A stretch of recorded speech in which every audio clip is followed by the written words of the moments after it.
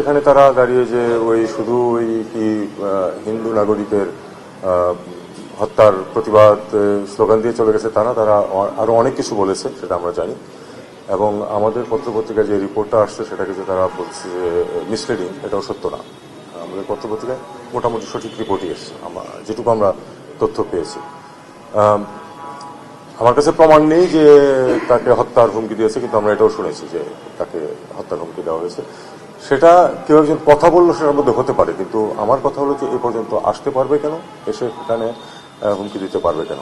সাধারণত আমরা যখন কোনো প্রোটেস্ট গ্রুপ যখন যায় সেটা আগে থেকে ইনফর্ম করা হয় এবং পুলিশ তাদেরকে একটু দূরে এক জায়গাতে আটকে দেয়। কখনো যদি কোনো কাগজপত্র দেওয়া থাকে দুইজন এসে দিয়ে যায়, এটা হলো নর্ম, সবখানে এটা হয়, আমাদের দেশেও হয়। এটা আমরা গ্রহণ করি না। দ্বিতীয় বিষয় হচ্ছে যে একজন বাংলাদেশি নাগরিক নৃশংসভাবে খুন হয়েছে, এটার সাথে মাইনরিটিজের নিরাপত্তাকে একসাথে করে ফেলার কোনো মানে হয় না। তিনি বাংলাদেশের নাগরিক যাকে হত্যা করা হয়েছে এবং অবিলম্বে বাংলাদেশের ব্যাপারে অ্যাকশন নিয়েছে। ইতিমধ্যে আপনারা জানেন যে বেশ কিছু অ্যারেস্ট করা হয়েছে। তো এ ধরনের ঘটনা যে শুধু বাংলাদেশে ঘটে তা নয়, এই অঞ্চলের সব দেশেই ঘটে এবং প্রত্যেক দেশের দায়িত্ব হচ্ছে সেক্ষেত্রে যথোপযুক্ত ব্যবস্থা নেওয়া। বাংলাদেশ নিচ্ছে, অন্যদেরও উচিত সেরকম ব্যবস্থা নেওয়া। কাজেই এটা গ্রহণযোগ্য না যেভাবে এটাকে উপস্থাপন করা হয়েছে। আমরা মনে করি যে এটা নর্মালি যে সিকিউরিটি যে নিয়ম কানুন আছে সেটা এখানে ঠিকমতো পালিত হয়নি। তারা বলছে যে তারা আমাদের সব মিশনের নিরাপত্তা দেখছে, আমরা সেটা নোট করেছি, ঠিক আছে।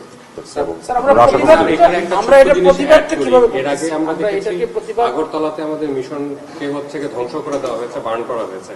তো এরকম কি কোনো সংখ্যা কি অন্যান্য থাকা মিশনের উপর কি আছে নাকি?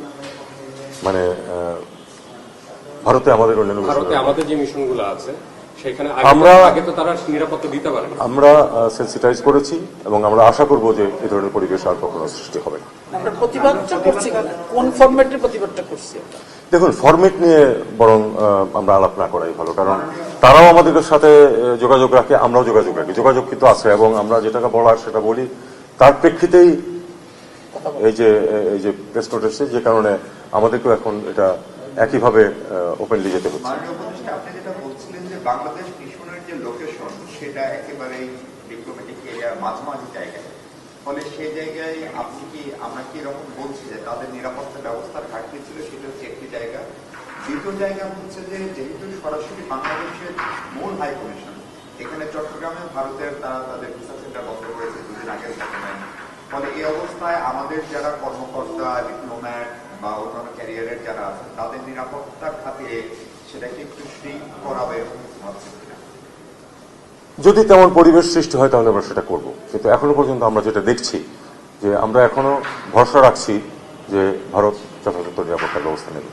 ঠিক আছে, দেখুন এটা কিন্তু শুধু এখানে ব্যাপারটা শুধু কিন্তু যে তারা এখানে এসছে দুটো স্লোগান দিয়েছে তা না, এর ভিতরে কিন্তু একটা পরিবার বাস করে, হাইকমিশনার এবং তার পরিবার কিন্তু ওখানে বাস করে। তারা কিন্তু থ্রেটেন্ড ফিল করেছে এবং তারা কিন্তু আতঙ্কিত হয়েছে, যে কারণ অ্যাডিকুয়েট সিকিউরিটি ব্যবস্থা ছিল, দুজন গার্ড ছিল, তারা চুপ করে দাঁড়িয়েছিল। কাজে এটাকে আমরা মনে করি যে আরেকটু বিফ করাটা সত্যিকারই ওই দেশের দায়িত্ব। Thank you.